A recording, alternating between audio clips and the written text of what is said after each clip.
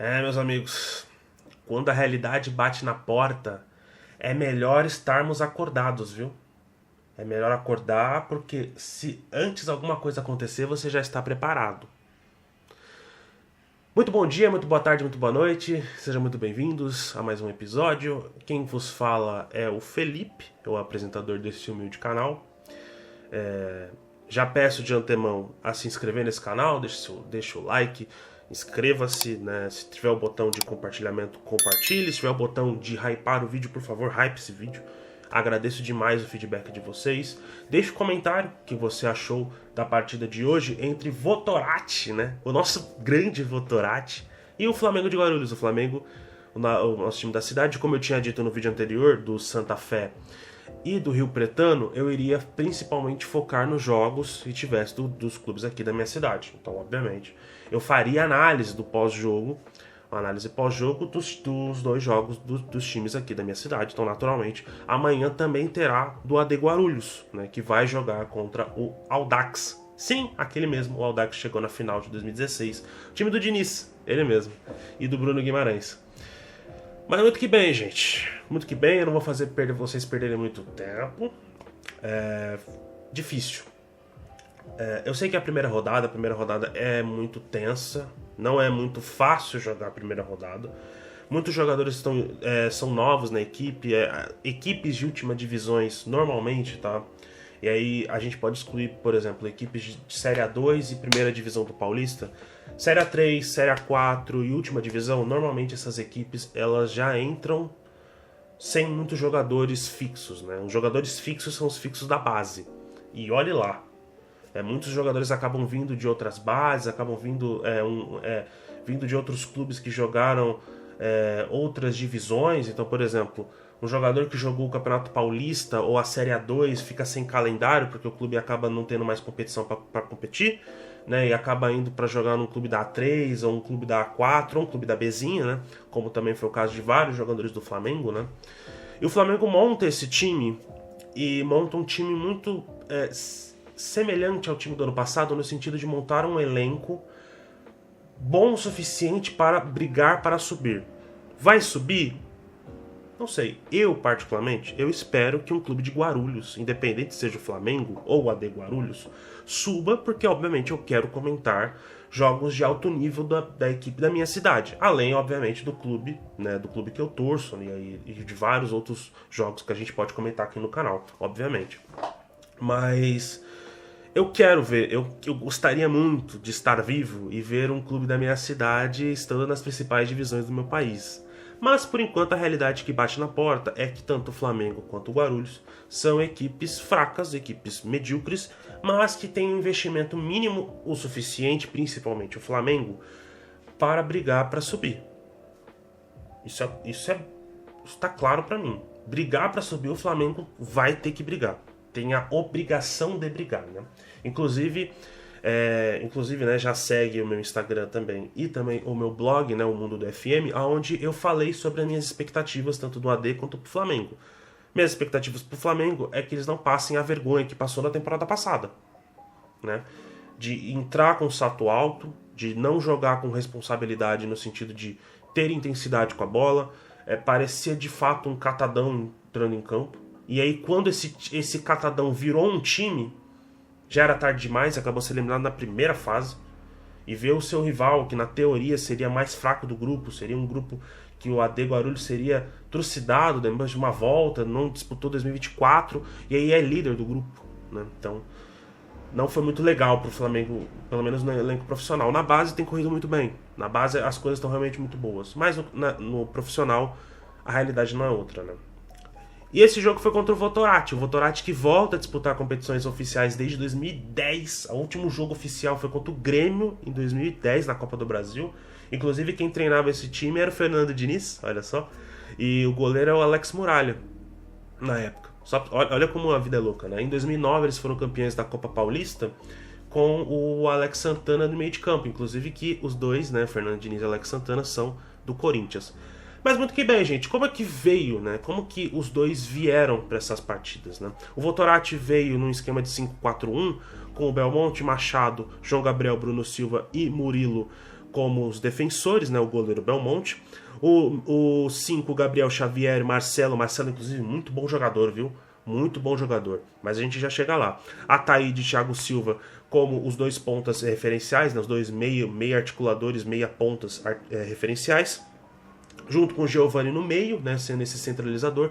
E lá na frente o Eduardo, né? Quase dá pra dizer um 5-3, um 5-3-1-1, dá pra se dizer mais ou menos assim, um 5-3-1-1, né? Porque esses meias articuladores voltavam muitas vezes, mas tudo bem. E o Flamengo, gente, o Flamengo veio no esquema clássico, no 4-4-2, que acabava virando um 4-3-3, mas a gente já chega lá também. No segundo tempo, que foi um verdadeiro desastre, né? O clube precisa realmente acordar para esse tipo de competição principal. Necessita, tá? Mas a gente já chega lá. O Flamengo veio com o goleiro Luan, Ezeco Suzano, a linha de defesa com Christian, Lucão, Antenor e Giovani, os meias, né? O Biel, o João Pedro e o Enzo. E no comando de ataque, né, veio o PV de um lado, o Kaique do outro e o atacante, né, o centroavante mais experiente, o Tauan, né, um centroavante já de 36 anos. O primeiro tempo, gente, foi... vocês vão perceber que esses primeiros tempos, eles são muito de inversos, né? Porque o primeiro tempo, o Flamengo, ele soube, tirando os primeiros 5 minutos, que o Votorati foi pro ataque com muito mais intensidade, porém sempre na mesma jogada, sempre com a mesma jogada de lançar a bola para dentro da área e fazer cruzamentos de um ponto para o outro, assim como, por exemplo, foi as estreias das equipes que eu já tinha dito, como, por exemplo, foi o Rio Pretano. O Rio Pretano teve muitos lançamentos diagonais, né?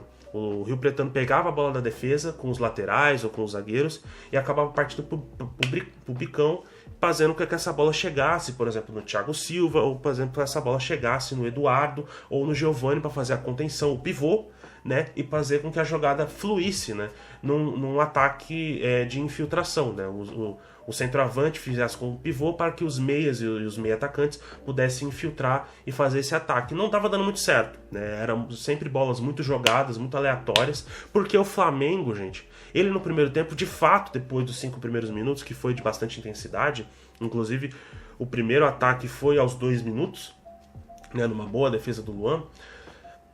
Depois dos 5 minutos, o Flamengo conseguiu colocar o seu jogo muito bem em prática, né? Pelo menos nesse primeiro tempo.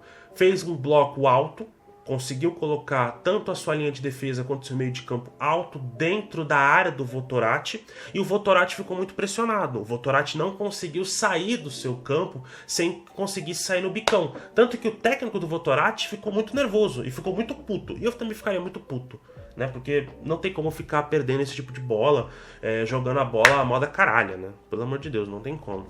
E o Flamengo pressionava, né, os seus blocos altos, porém o único ponto que estava me deixando muito incomodado, inclusive a partida toda estava acontecendo, é que o Flamengo chegava, mas faltava aquele segundo passe antes do passe decisivo, sabe? O segundo passe, que seria a assistência, não estava acontecendo, porque o Flamengo conseguia entrar, o Flamengo não fazia, o Flamengo pelo bloco alto, ele fazia umas conectividades diretas muito fortes por baixo, né, uma bola baixa muito bem estabelecida, que vinha tanto do goleiro, da defesa, pro meio, pro ataque, só que a bola, quando chegava nas conclusões para poder chutar para o gol, alguém chutasse pro gol, seja o PV, seja o Kaique, seja o próprio Tauan, essa bola não conseguia chegar, né? Sempre faltava aquele passe pro passe da assistência, sabe? Faltava aquela coisa, porque dá pra ver que o time conseguia, o time dentro desse esquema, né? Dentro desse esquema, o Flamengo conseguia jogar muito bem. O Flamengo estava conseguindo engrenar. O Flamengo fez jogadas muito importantes. Por exemplo, o Flamengo perde uma boa jogada perde uma boa jogada depois dos 10 minutos com uma bola jogada do Enzo, que inclusive é um excelente jogador. O Enzo que faz o passe para a lateral, onde o Christian chega na linha de fundo, o Christian joga essa bola para o meio da área, e aí o Kaique sozinho, ele acaba perdendo o gol, ele acaba perdendo uma grande chance dentro do primeiro tempo. Um outro lance de perigo, e aí foi um lance que uma boa jogada do Giovani, porque o Giovani foi o único jogador do Votorati, dentro desse caos que o Votorati estava fazendo, a tentar pensar e falar, putz, eu acho que aqui a gente precisa começar a jogar bola, né? Acho que o bicão não vai estar dando muito certo, porque uma hora o Flamengo vai começar a fazer o gol. Uma hora o Flamengo vai chegar, e vai acabar fazendo a porra do gol. Então é melhor que a gente coloque a bola no chão e tente jogar. Então a gente via muito o Geovânio voltando, e sim, se você está perguntando, o Geovânio Santos, esse futebol japonês, esse Flamengo, não o Flamengo de Guarulhos, mas esse Flamengo, jogando no Votorati, né? O Votorati que volta a jogar depois de 16 anos alguma partida profissional. A gente vê o Geovânio voltando muitas vezes para poder recompor e voltar na defesa, para poder trazer essa bola e poder fazer alguma jogada simples, uma jogada de 1-2, 1-2, fazer uma jogada que o Votorati possa construir em vez de só dar bicão para frente, né? Acabou que a equipe do Votorati acabava fazendo muitos lances perigosos, né? Acabava entrando em muitas jogadas violentas, né, no primeiro tempo, também no segundo tempo, e o árbitro não comprava o barulho do Votorati, né. No primeiro tempo a gente teve uma jogada muito importante, né, da equipe do Flamengo de Guarulhos, aonde o Flamengo conseguiu uma falta e o Flamengo conseguiu fazer o gol numa bela cobrança de falta do Kaique, e foi para o intervalo, né, ganhando de 1-0, e aí todo mundo pensava, pô, beleza, o jogo tá ganho, né, o jogo é só administrar e se pá fazer o segundo gol. Fazer esse segundo gol, matar a partida e tá tudo certo. É um jogo difícil, é um jogo que ninguém joga há pelo menos 16 anos nesse estádio, então não tem como ter algum retrospecto de algum jogador, talvez os mais experientes, mas eles também muito provavelmente não estavam jogando contra o Votorati em 2010, se tiver um ou outro, e olhe lá. Então a gente teve uma partida que no segundo tempo se inverteu tudo, né? Porque a gente pensa, cara... verdade. E no final do primeiro tempo, teve uma jogada do Votorati, que como eu tinha dito que o Geovânio acabou botando essa bola no chão. O Votorati, ele foi pra cima, e o Votorati quase fez um gol, uma excelente jogada do Eduardo, que vai pra ponta, ele consegue trazer essa bola pra ponta e joga essa bola pro meio da área, e o Thiago Silva veio pra bater de frente, basicamente fazer o gol, e acaba perdendo. O Luan fez uma excelente defesa e calando a minha boca quando eu tinha dito, por exemplo, lá no Mundo do FM, inclusive siga o Mundo do FM, que eu preferia o Matheus Roja como titular, até porque ele é um prospecto, ele tem um valor muito mais interessante como titular do que o Luan. Mas aí eu lembrei que o Luan, ele jogou esse Paulista A4, na Série A4 pelo Ecos, né? E foi um excelente goleiro, fez excelente defesa e salvou o Ecos e quase classificou o Ecos para uma fase classificatória. Então faz muito sentido o Luan ser contratado e ser o titular de fato da equipe do Flamengo. Só que no segundo tempo se reinverteu, as coisas não deram certo, o Flamengo não conseguiu jogar, o Flamengo foi fez pouca proposta, não consigo falar dessa palavra, fez pouca proposta. E acabou num lance de uma infelicidade enorme, né, uma jogada dentro da área, aonde acabou tendo um pênalti que o Antenor fez em cima do Thiago, né? O Thiago acabou indo pra cima para fazer o gol, basicamente, e o Antenor acabou perdendo a passada, acabou perdendo o time e acabou tomando a pior decisão e acabou fazendo o pênalti. E aí o Geovânio, que é craque, não tem jeito, o cara é bom jogador. Só tá muito washed, né, meio lavadinho, mas acabou fazendo o gol de empate e o jogo meio que acaba por aí, né? Tem algumas outras oportunidades, algumas chances, inclusive tem uma expulsão no final do jogo que quase fez com que o Flamengo criasse mais partidas, mas depois do segundo gol e depois principalmente da paralisação, tanto a paralisação do primeiro tempo quanto do segundo tempo para hidratação, o Flamengo meio que murcha, o Flamengo dá aquela murchada, e o Flamengo já voltou murchado do segundo tempo e murchou ainda mais depois, né? O Votorati que faz os principais ataques, o Votorati que tenta atacar e quase vira o Votorati, mas aí o Flamengo, depois da expulsão, mas aí lá para os 90 minutos, né, teve uns 6 minutos finais até o fim da partida, tentou alguma coisa, mas também não conseguiu muito. De destaque da partida a gente tem o Bruno Silva, excelente defensor do Votorati, vai ser muito importante para a equipe. Como eu já tinha dito para vocês, o Marcelo, e quando eu tô olhando aqui para baixo, gente, é porque eu tenho o meu caderninho aqui, né? Eu faço as anotações da partida. O Marcelo também um excelente meio-campista, o Thiago Silva, o Geovânio também muito bem. O Geovânio um pouco menos, um pouco mais apagadinho, mas por fazer o gol ele também merece méritos. E do lado do Flamengo, o Luan se envolveu em um choque muito feio com o Thiago Silva numa jogada dentro da área, mais ou menos aos 60 minutos do segundo tempo, né, aos 60 minutos. Muito bom jogador. E, claro, a linha de ataque, né, a linha ofensiva do Flamengo, né, o Enzo, o PV propõe muito jogo, é muito propositivo. O PV consegue fazer essa quebra de linhas, pelo menos no primeiro tempo. O Kaique, muito bom jogador, acabou perdendo 2 gols, mas fez o outro, né, então tá tudo bem, tá com mérito, pelo menos por ele.